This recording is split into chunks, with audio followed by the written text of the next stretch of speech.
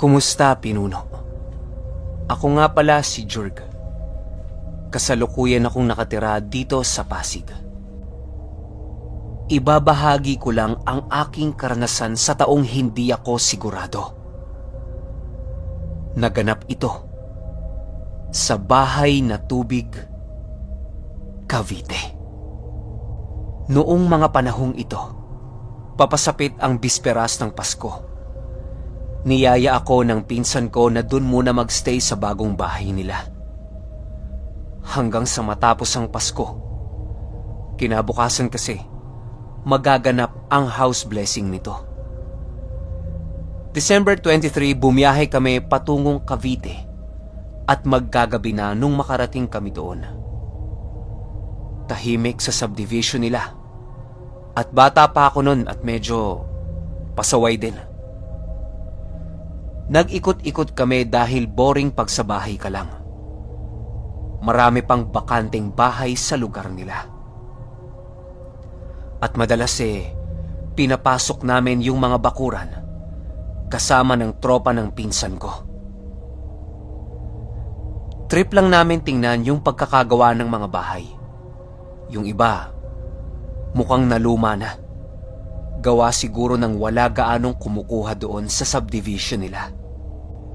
Yung bahay ng pinsan ko ay di naman kalakihan. Sa harap parang may maliit na garden. May bermuda grass at mga nakapasong halaman. Sa loob naman, sa first floor ando doon yung sala. Sakto lang ang laki at nakahiwalay ang kitchen. Sa gilid naman ng sala, ando doon yung CR. Tapos may isang kwarto sa first floor at doon ang prayer room nila. May malaking wooden cross sa loob tapos mga kandila at iba pa. Aaminin ko, Pinuno, medyo creepy yung kwarto na yun. Sa second floor naman ang master's bedroom at ang kwarto ng anak niyang babae. Pagsapit ng gabi, normal lang naman ang lahat. Umorder na lang kami ng pagkain kasi wala namang marunong magluto sa amin. Pagkatapos kumain, nag-ayos na kami ng tutulugan. Bale, 4 lang kaming nauna doon sa bahay dahil mag-aayos kami kinabukasan para sa preparasyon ng house blessing. Yung pinsan ko at ang asawa niya ay doon natulog sa itaas. Tapos yung tropa niya ay sa sala lang. Ako naman ay doon pinatulog sa prayer room. No choice ako nun kasi wala akong ibang tutulugan.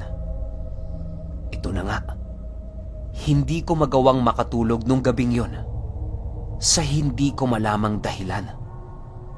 Para bang namamahay ako o kung ano. Pero di talaga ako makatulog Kaya naman naisipan kong gawin ang madalas na gawin ng mga lalaki para makatulog. Alam mo na sigurado yon, Pinuno, yung paggamit kay Mariang Palad. Pagkatapos nun, nakatulog naman ako. Kinabukasan, December 24, nagsimula na akong makaramdam ng hindi maganda. Nahihilo ako kada tatayo. Mataas din ang lagnat ko. Tapos, hindi na ako nakatulong sa kanila para mag-ayos sa preparasyon. Pinainom lang ako ng gamot ng pinsan ko at pinagpahinga sa itaas. Sumapit ang bisperas ng Pasko. Dumating ang tatay ko at iba pang miyembro ng pamilya namin. Lahat sila nagkakasiyahan sa baba. Nandoon lang ako sa kwarto sa itaas. Hindi naman ako makatulog at nakikinig lang ako sa kasiyahan sa ibaba. Hindi ko talaga alam kung ba't ganon ang pakiramdam ko. Bumaba naman na ang lagnat ko. Tapos pag nakahiga ako, parang normal na lang yung pakiramdam ko. Pero once na tumayo ako, bigla akong mahihilo at susuka. at bigla na lang ulit lalagnatin. May isa din akong napansin sa sarili ko. Yung mga itlog ko, parang may tumutubong tigyawat na hinog. Tapos napakasakit pag nahahawakan. Ganon ang sitwasyon ko hanggang matapos ang Pasko. Matapos ang lahat, nagdesisyon na ang tatay ko na iuwi ako sa probinsya namin sa Pangasinan. Pagdating sa Pangasinan, dinala nila ako sa kilalang albularyo. Tinawas ako. Nakakabilib lang dahil gumamit ng puting itlog yung albularyo. Dinasalan niya muna yung itlog, tapos pinatayo niya sa 25 sentimos na barya. Pagkatayo, tsaka niya kinalampag yung lamesa na kinatatayuan nung itlog. Mangha ako sa nakita ko sapagkat hindi na tumumba yung itlog. Tumalon lang ito at nakatayo pa rin. Pagtapos nun, binasag niya ito tsaka nilagay sa maliit na planggana na may konting tubig tsaka niya pinataka ng kandila. Nag-form ito ng isang babae sa isang kwarto. Yun lang ang natatandaan ko sa sinabi niya. Pagtapos nun, hiningi niya yung damit na suot ko nung natulog ako sa kwarto na yon. Pinatakan niya ng mga kandila at dinasalan. Ang sabi ko sa sarili ko, ang galing! Kahit malayo yung pinangyarihan, nagawa niya pa rin akong gamutin. Matapos yon pinuno, unti-unti nang umayos ang pakiramdam ko. Yung tigyawat sa itlog ko, natuyo na din. Sa mga nakikinig, sana ay may natutunan kayo sa karanasan ko. Huwag basta-basta magmamaryang palad dahil hindi natin alam kung may maiirita o magagalit sa ating mga nilalang na hindi natin nakikita. Huwag nyo nang gawin yon para pagpapakita ng respeto sa lugar. Yun lamang po, pinuno. Maraming salamat po. Magandang tanghali po, pinuno. Itago niyo na lang po ako sa pangalang Crispin. Nais ko sanang ibahagi ang aking karanasan noong mga panahong ako'y bata pa. Salamat nga pala, pinuno, dahil binigyan mo kami ng pagkakataong maibahagi ang nakakatakot naming kwento sa channel mo. Sa pagkakatanda ko, pinuno, bandang taong 2015 naganap ang pangyayaring ito. Sa lugar ito ng Masbate. Malapit ito sa may bandang POV Corpus. Hindi ko nababanggitin ang eksaktong lugar sa kadahilanang dito pa rin ako naninirahan magpahanggang sa ngayon. Di naman ito gaanong nakakatakot, pinuno. Pero ang pangyayaring ito ay totoong nangyari sa akin, kagaya ng mga kwento mo. Noong 2015, kapapanganak lang noon ang aking asawa. Dahil sa mahirap lang ang buhay namin noon, ay kayod kalabaw talaga akong nagtatrabaho buong maghapon. Kung pwede nga lang, 24 na oras akong magtatrabaho sa loob ng isang araw, maitaguyod lamang ang aking pamilya. Di ko na iniisip ang pangsariling interes ko, pinuno, dahil ang nais ko lang naman noong mga oras na yon ay ang mapalaki ng maayos ang aking mga anak. Di bali nang ako na ang malugmok sa kahirapan, basta sila ay makaahon dito. Isang araw, masaya akong umalis ng aming bahay. Medyo maayos ang pakiramdam ko noon, pinuno, dahil sa nakakatulong na sa aming pamamahay ang panganay kong anak na si Kalbo. Kalbo ang tawag namin doon, pinuno, gawa ng yun na ang nakasanayan naming itawag sa kanya. "Bel, alis na ako ah." Paalam ko sa asawa ko. Tumangulang naman yon nang marinig ang aking paalam. Pahinante kasi ako ng sasakyan noong mga panahong yon, kaya hindi ako pwedeng mahuli sa aking trabaho. Kapag nahuli kasi ako, maghihintay na naman ako hanggang bukas sa pagdating na sasakyang aming ginagamit sa paghahatid ng mga batong itinatambak sa ginagawang pantalan. Nang makarating na ako Pinuno ay sakto namang papaalis na ang aming sasakyan. Pagsakay ko sa sasakyang ginagamit namin ay agaran din naman ang pag-alis nito. Naging maayos naman ang paghatid namin ng mga bato hanggang maghapon. Wala kaming gaanong trabaho doon sa kadahilan ng merong kaming mga bagong katulong. Bigla lang nag-iba ang pakiramdam ko noon Pinuno nang tumigil ang aming sinasakyan sa tindahang merong nakalagay na bangkay na pinaglalamayan. Pagbaba ko ng sasakyan sa lugar na yon, ay halos hindi talaga ako mapakali na para bang merong bumabagabag sa akin. Paglagpas ko sa bahay na merong patay, ay doon ako unang beses nakaramdam ng kilabot sa aking katawan.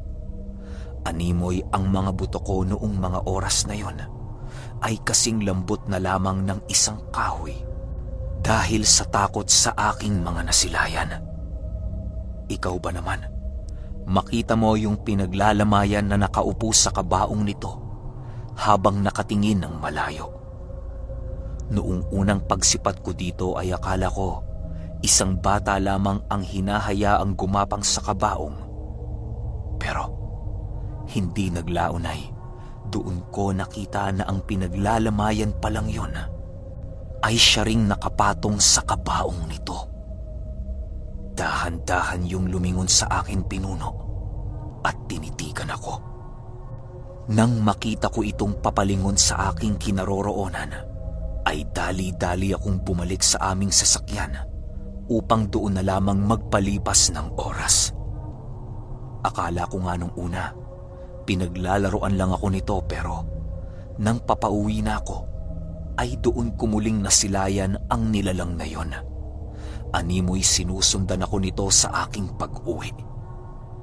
Nang makaramdam ako ulit ng takot Pinuno, ay doon ko na muling hinubad ang aking kasuotan at nagpatigil ako sa nagmamaneho ng aming sasakyan sa lugar na kung saan ay merong balong pwedeng pagliguan. "Pre, tigil mo muna dyan ha. Maliligo ko." Wika ko sa aking kasamahang nagmamaneho. "Ha? Nababaliw ka na ba? Maliligo ka eh. Alam mo naman galing tayo sa trabaho." Sagot nito sa akin. "Basta pre, itabi mo lang." Pagpupumilit ko. Dahil sa kakulitan ko Pinuno, ay wala nang nagawa ang barkada kong yon kung hindi ang dinggin ng nais ko. Nang makakita kami ng isang balon, ay agad din naman niyang itinigil ang sasakyan upang makaligo ako. Sumisipat-sipat muna ako sa paligid ng lugar na yon upang maghanap ng dahon ng kalamansi. Awa naman ng Diyos Pinuno, ay nakakita ko ng puno ng kalamansi sa lugar na yon. Ang kasama ko naman noon ay kinukulit na akong bumalik sa sasakyan dahil sa nagmamadali kami noong mga oras na yon. Pero kahit anong pagsigaw nito sa akin, ay hindi ko yun pinakinggan. Nang makakuha na ako ng dahon ng kalamansi, ay agaran ko din naman itong inihulog sa balon na merong tubig habang nagdadasal ng panalangin para sa Panginoon. Matapos kong gawin ang mga bagay na yon, ay agad naman akong naligo sa balon. Magbabandang 3:00 na noong mga oras na yon pero ipinagsawalang bahala ko ito sa kadahilanang ayokong sundan ako ng nilalang na yon sa aming tahanan. Habang nagbubuhos ako ng tubig sa balong yon, ay panay ang pagpaparamdam sa akin ito na parabang nananakot. Pagtingin ko sa ilalim ng balong pinagkukuhanan ko ng tubig, ay nasipat kong muli ang namatay na taong yon. Gumagapang ito sa dingding ng balon na nag-aakmang hihilahin ako pailalim. Hindi naman ito nakakarating sa pinakataas ng balong yon, Pinuno, dahil sa naglalaho yon at bumabalik na naman sa ilalim ng tubig. Kahit gano'n na ang nakikita ko noong mga oras na yon, ay patuloy pa rin ako sa pagligo upang tuluyang matanggal ang kung anumang amoy na maaaring sinusundan ng nilalang na yon. Matapos akong makaligo, Pinuno, ay dali-dali rin naman akong sumakay sa aming sasakyan upang bumalik sa aming lugar na pinagtatrabahuhan. Oy, Crispin! Ikaw ang mananagot nito sa amo natin, ha? Makikita mo ang hinahanap mo kapag tinanggi mo ang ginawa mo. Wika ng kasama ko. Hindi ko naman yon pinatulan, Pinuno, dahil kahit papaano'y aminado ko sa aking pagkakasala. Habang kami ay naglalakbay, pasipat-sipat ako sa salamin ng aming sasakyan. Sa huling pagsipat ko sa salaming yun, Pinuno, ay doon ko nakita ang kaluluwang yon na kumakaway sa akin. Di na ito nakasunod dahil sa ginawa kong pagligo. Doon ko napatunayan, Pinuno, na kapag sinundan ka ng kaluluwa ay kailangan mo lang gawin ang ginawa kong yon. Napilitan lang kasi akong gawin ang bagay na yon dahil sa wala na akong pagpipilian. Laking pasasalamat ko lamang sa aking sarili dahil sa pagsunod sa mga naalala kong bagay na dapat gawin sa tuwing makakaengkwentro ka ng ganoong uri ng pangyayari. Magpahanggang sa ngayon, Pinuno, ay hindi ko pa rin malilimutan ang minsang pagsunod sa akin ng kaluluwa. Hanggang dito na lang po, Pinuno. Maraming salamat po at sana'y maibahagi ninyo ang kwento ko sa channel mo.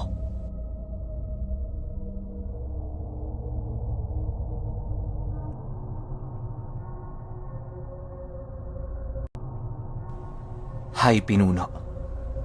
Tawagin niyo na lang po ako sa pangalang Marcelo. Nais ko po sanang ibahagi ang karanasan ko noong binatilyo pa ako. Ang kwento kong ito ay nagmula pa sa lugar ng Iloilo. Tubong Iloilo ako, Pinuno, pero hindi ko nababanggitin ang eksaktong lugar sa kadahilanang nais ko ring maprotektahan ang mga taong naroroon. Mas maigi nang hindi ito sabihin, gawa ng baka maraming masugid mong tagapakinig ang nakatira sa lugar na yon. Kung di nyo na itatanong, Pinuno, ako nasa edad 70 na ngayong kasalukuyang panahon. Nakatira na ako dito sa Maynila, malapit sa Santa Cruz. Taong 1977 naganap ang pangyayaring ito sa aking pagkakatanda. Nasa edad 20 pa lamang ako noong mga panahong yon. Masasabi kong nasulit ko ang kabataan ko sa kadahilanang halos lahat ata ng bisyo noon ay nadaanan ko. Oo, Pinuno, isa kong bisyosong tao pero nakokontrol ko ito. Kaya kong hindi manigarilyo ng isang araw kung nanaisin ko. Ang pinakabisyo ko talaga noong mga panahong yon ay pag-iinom ng alak. Kasama ko lagi ang aking 4 na barkada sa tuwing umiinom kami ng alak. Di ko na matandaan ang alak na yon, Pinuno, dahil sa napakatagal ng panahon ang lumipas. Isang araw, nagyaya ng inuman ang aking mga barkada. Hindi naman ako noon makatanggi gawa ng hinahanap din yon ng aking sistema. Hoy, Marcelo! Tara, dun tayo kay Laprising. Kakabukas lang daw ng tindahan na yon eh. Nakakasiguro akong paumagang bukas nito. Wika ni Reynaldo, isa sa aking mga kaibigan. Oo ba? Sige, tawagin mo na ang iba pa nating kasama. Sagot ko naman dito. Matapos yan ay bumalik na ako sa aming bahay upang kumuha ng pera. Bilang pangatlong anak, ay palagi akong nabibigyan ng aking ama. Magkalapit loob kasi kami nito. Kaya kahit anong kabulastugan ang ginagawa ko, ay tanging pangaral lamang ang naririnig ko noong mga panahong buhay pa ito. Tay, pahingi naman kahit 20 lang. Wika ko sa aking ama. Magiinuman na naman kayo, no? Ayusin mo, Marcelo, ha?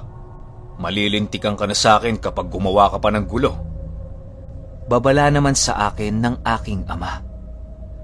Agad naman itong iniabot ang pera na labis kong ikinatuwa. Kahit basagulero ako nung mga panahong yon, ay mahal pa rin ako ng aking mga magulang. Tumigil na din ako sa pag-aaral noon, Pinuno, sa kadahilan ng tamad ako sa mga ganyang uri ng bagay. Hindi naman kasi yan makakatulong sa iyong kinabukasan, bagkus ay 100 lamang yan upang sayangin ang araw ng iyong buhay. Opinyon ko lang yan, ha? Huwag niyo sanang mamasamain, Pinuno. Nang magkita-kita na kami sa sinasabing tindahan, ay inumpisahan na namin ang pag-iinuman. Napakaraming taong naroroon dahil sa hitik ang tindahang yon sa mga paninda. Malabahay aliwan na nga yon kung titingnan sa malayo dahil sa mga babaeng nakatambay at bumibili rito. Sumapit ang 12:00 ng gabi. Kami na lamang ang natitirang nag-iinuman sa lugar na yon. Bale, ako at si Reynaldo na lamang ang natitirang nakatayo noong mga oras na yon. Ang 3 naman naming kasama ay tulog na dahil sa kalasingan. Maniwala kayo o hindi, Pinuno, noong nakatulog na si Reynaldo ay doon na nag-iba ang ihip ng hangin. Agad akong kinilabutan noong mga oras na yon dahil sa napakalamig na simoy ng hangin ang humampak sa aking katawan. Matapang akong tao, Pinuno, pero noong ding mga oras na yon ay parabang nabahag ang buntot ko. Ilang minuto lang ang lumipas at doon na nga lumakas ang kaba ng dibdib ko dahil kitang-kita ko sa kalsada ang mga batang naglalaro na walang mga ulo. Sa pagkakataong yon ay agad akong nahimasmasan sa kalasingan dahil sa aking mga nasilayan. Isang kisap mata lang ang pagitan at agad din namang naglaho ang mga batang yon. Halos mahulog na ako sa aking kinauupuan noong mga panahong yon. Akala ko, Pinuno, pinaglalaroan lang ako ng aking mga mata dahil sa aking mga nasasaksihan. Hanggang sa biglang merong umakbay sa akin doon sa iniinuman namin. Isang napakalamig na kamay. Kamay yon ng matabang tao dahil ramdam ko ang kalakihan nito. Hindi ako nakagalaw noon dahil sa namumuong takot sa aking katawan. Maging ang espiritu ng alak na sumapi sa akin ay napakalakas na dahil sa takot ko sa aking mga nasisilayan. Matapos yan, Pinuno, ay merong bumulong at huminga sa aking tenga ng mga katagang hindi ko maintindihan. Sa sobrang pagkatakot ko noon, ay pilit ko pa ring tinatatagan ang loob ko dahil baka dahil lang yon sa aking kalasingan. Agad ko itong tiningnan at makita ko ito ng harapan, ay para bang hihimatayin na ako sa takot.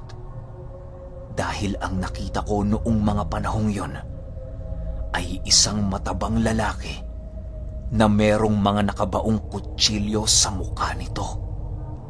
Laslas na din ang panga ng lalaking yon na siyang labis-labis kong ikinatakot.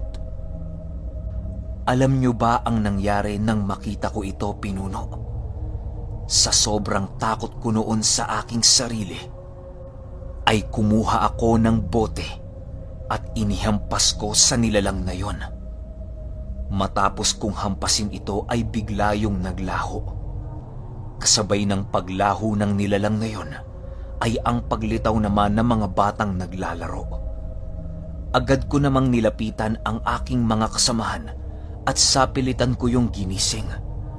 Pero kahit anong gawin ko sa mga yon, ay hindi ko pa rin ito magising. Pre! Gising! Gising! Sigaw ko sa mga ito. Niyuyugyug ko na ang mesa at mga katawan nila. Pero ayaw talaga. Hanggang sa awa naman ng Diyos, ay biglang lumabas si Aling Prising. Ano? Hindi pa ba kayo uuwi? Tanong nito. Hindi naman ako nakaimik noong mga panahong yon dahil sa binalot na ako ng takot. Ang nagawa ko na lang noon ay binuhusan ko ng mga tubig ang aking kasama upang tuluyan na itong magising. Nang magising na ang mga ito ay agad naman akong nagyayapa pa uwi. Mabuti nga pinuno at agad namang pumayag ang mga yon na bumalik na kami sa aming mga bahay. Magmula nung araw na yon ay hindi ko na tinangkang uminom ng alak sa tindahan nila Aling Prising. Ang duda ko nga noon pinuno ay mismong si Aling Prising ay alam ang sikreto sa lugar na yon dahil sa tuwing nagkakasalubong kami ay pangiti-ngiti yun sa akin na para bang nakakainsulto. Matapos ang mga pangyayaring yon ay nadala na ako ng husto na kahit anong gawin ng aking mga kaibigang pagyayayang uminom ay hindi ko na sinubukan. Lalong-lalo na kung dun kami iinom sa lugar ni Aling Prising. Hanggang dito na lang po pinuno. Sana po ay maibahagi niyo po ito sa channel ninyo. Maraming salamat po pinuno sa pagkakataong ito. Muli-muli, ako nga pala si Marcelo.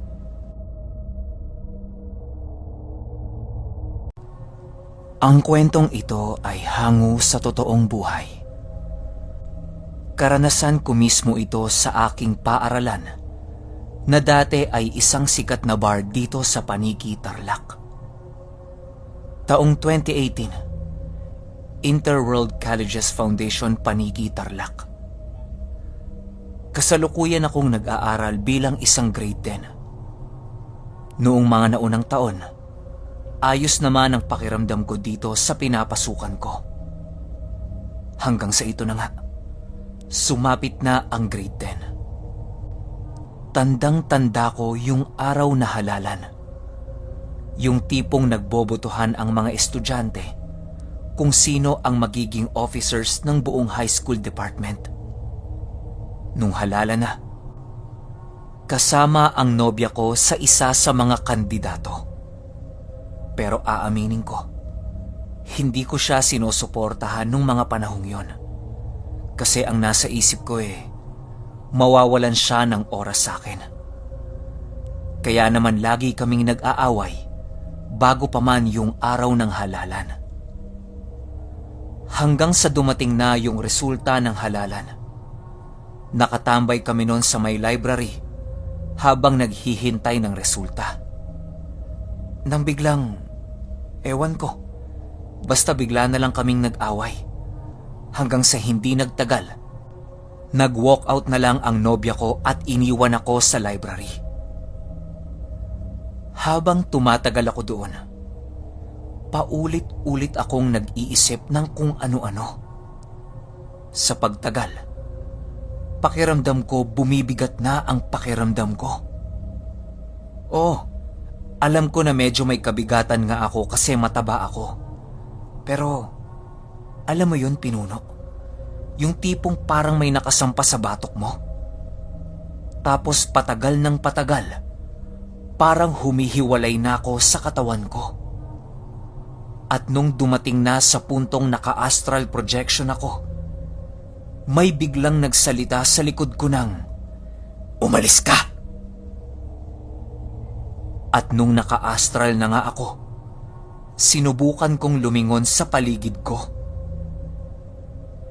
Pagtingin ko doon sa mahabang lamesa na nasa harap ng tagabantay ng library, nakita kong may 2 bata, isang babae, isang matandang lalaki, at isang middle-aged na lalaki ang nakaupo doon sa lamesa na tinutukoy ko. Samantalang wala namang kaming kasamang iba doon kanina. Ako lang at yung nagbabantay sa library. Siya nga pala, pinuno.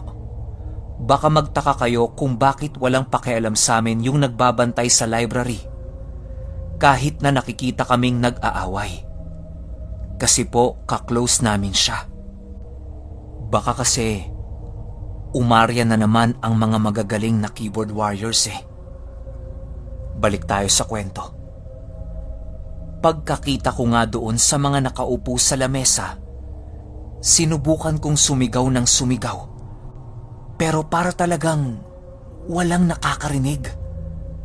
At yung katawan ko, maniwala kayo o hindi, nakikita kong parang baliw na nagpupunit ng libro.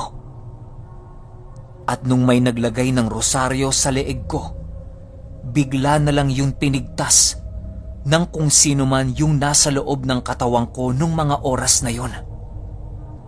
Pinipilit ko pong bumalik sa katawan ko pero meron po talagang malakas na puwersa ang pumipigil sa akin para hindi ako makabalik. At habang tumatagal pinuno, nakikita kong parami na ng parami ang mga nakikisaling entity. Hanggang sa nakita ko na lang na yung ibang teacher ay naghahagis na ng bigas sa katawan ko at may mga nakaluhod na parang nagdadasal. Kasi may mga hawak silang rosaryo eh. Pero kahit anong dasal nila, parang walang nangyayari. At ayan na, unti-unti na akong nanghihina. Hanggang sa parang biglang nagliwanag ang lahat. Umabot din ng 1 o 2 minuto yung liwanag na yon, pinuno. Wala na akong naaaninag. Hanggang sa may nagsalita ng, "Balik!" Pagmulat ko, ang daming estudyante na nanonood sa labas ng library. Yung library kasi namin, pinuno, transparent lang yung mga sliding window. Kaya kitang-kita talaga ako. Hanggang sa ayun nga, sinubukan kong lumingon sa bandang kanan ko. Nakatayo na doon yung isa kong pinsa na antingero at katabi niya yung tatay ko. Kasabay nun, napansin ko yung suot niya sa leeg niya na parang tubong napakaliit na kasing payat lang ng ballpen na pilot. Pero para siyang pito na kulay ginto. Sa dinami-rami ng gamit niya, halos lahat doon ay nakita ko na. Pero ito, ngayon ko lang nakita. Maya-maya pa, pinainom na niya ako ng tubig. At di nagtagal, gumaan naman ang pakiramdam ko hanggang sa pinauwi na lang ako ng advisor ko. Kasi talagang hinang-hina ako noon. Mula nun, hindi na ako masyadong dumaraan at nagpupunta ng library. PS, pasensya na po, pinuno, kasi hindi masyadong pulido yung kwento ko. At sana po mapansin nyo to, dahil marami pa akong gustong ikwento sa channel ninyo. At sana, masuportahan nyo rin ang channel ko. Kwenkohan TV nga po pala. Muli-muli, ako si Paul James at ito ang kwento ko tungkol sa library. Magandang araw po, pinuno. Ako nga po pala si Lawrence, isa po sa mga masugid ninyong listeners. Napakaganda po ng inyong mga kwento at dahil dyan, naudyok po akong ibahagi sa inyo ang aking karanasan tungkol sa lumang cabinet at ang bumabalot na misteryo dito sa isang kwarto sa bahay ng aking lolo. Sana po ay mabasa ninyo itong aking kwento at maisabuhay. Maraming salamat po in advance at mabuhay po kayo. Taong 2013, December 23. Ito ay napaka-espesyal na araw sa akin dahil ito ay ang kaarawan ko. At ng araw din na yon, napagdesisyonan ng aking magulang na magbakasyon sa probinsya ng Capiz ng aking lolo. Hindi ko na po sasabihin kung saan ang tamang lugar. Basta sa lugar na ito, kokonti lamang ang mga bahay at malawak ang mga taniman ng palay at mais. Medyo liblib at tago kasi itong lugar ng aking lolo. Basta, parang napakatahimik at napakapayapa ng baryong ito. At ito na nga. Maaga akong ginising ni Mama at sinabihang magligpit na ako ng mga gamit kong dadalhin. Magbihis na rin. At nang matapos ang lahat ng iyon, umalis na kaagad kami. Medyo malayo pa ang aming babiyahihin. Nakaalis kami ng bahay pasado 9:00 na ng umaga. At nakarating kami sa bahay nila Lolo pasado 5:00 na ng hapon. Medyo padilim na yon. Ito palang bahay ng lolo ko ay may kalakihan at medyo luma na pero ang ganda ng pagkakadisenyo nito. Malayo kasi itong bahay nila lolo. Ilang sakay pa ang gagawin bago ka makakarating dito. Sa sobrang pagod sa biyahe, naghapunan lang kami at pagkatapos kumain, nagkwentuhan muna ng konti at saka nagpahinga. At yun na nga, isa-isa na kaming hinatid ng aking lolo sa mga kwarto na aming tutulugan. Unang hinatid ni Lolo sina Mama at Papa, tapos sumunod naman yung 2 kong kapatid na babae. At pagbalik niya, inaya niya ako sa kwarto kung saan ako matutulog. Bale ako ang pinakahuling hinatid ni Lolo. At pagdating namin doon sa labas ng kwarto na aking pagtutulugan, agad niya itong binuksan. Pagbukas niya ng pinto, agad akong sinabihan ni Lolo tungkol sa lumang cabinet na nasa loob ng kwarto. Ang sabi niya, Apo, nakikita mo ba yung lumang cabinet na yan? sabay turo doon. Sinagot ko siya ng, Oholo. Agad niyang sinabi na wag kong bubuksan yon kahit na anong mangyari.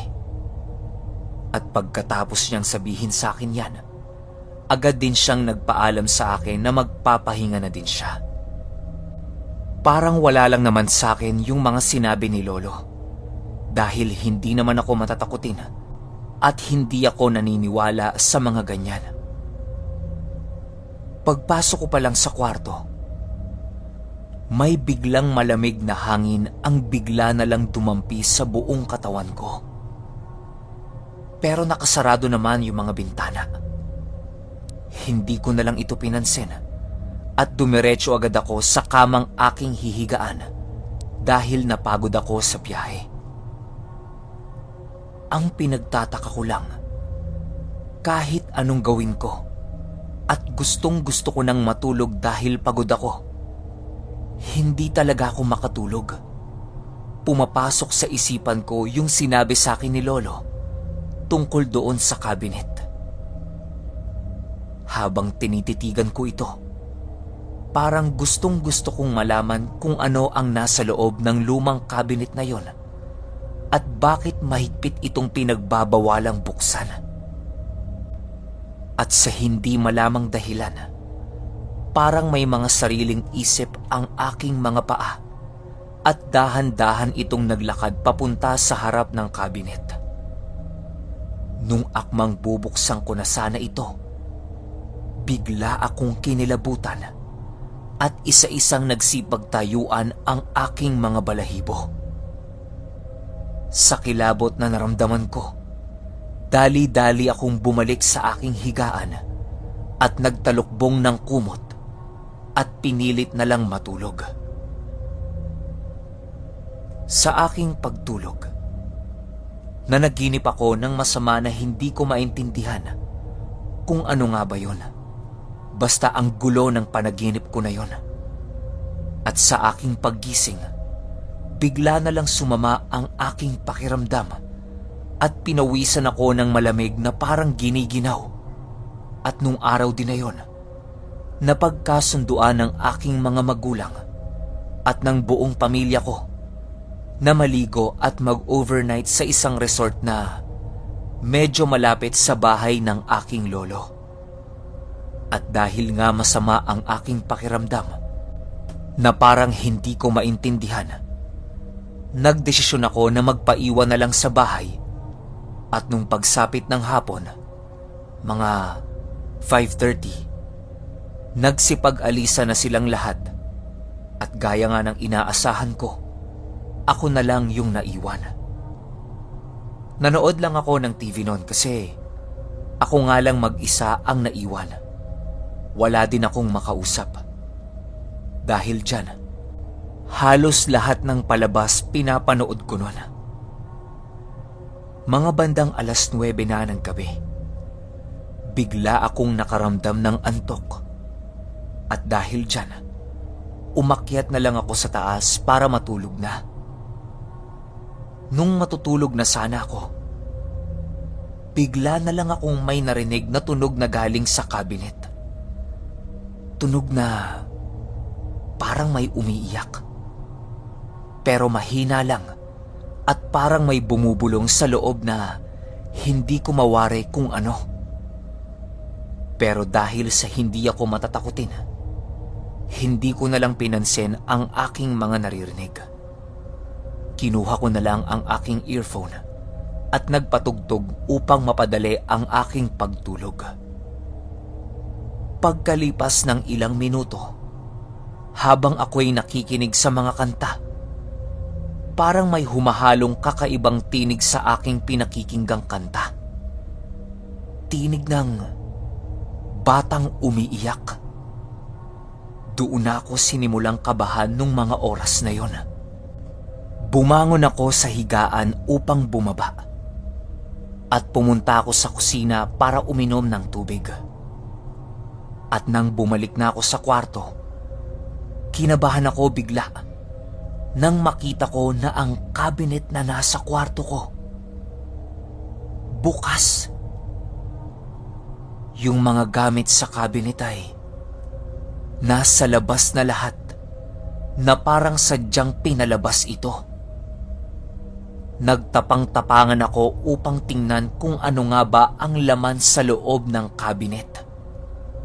At nang pagsilip ko dito, hindi ko na malaman ang aking gagawin nang may bata akong nakita na nakababa ang ulo at umiiyak na may halong pagtawa.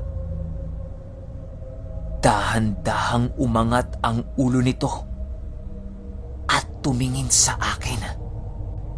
Nung mga oras na yon, hindi ko na alam kung tatakbo pa ba ako o sisigaw sa mga nakita ko.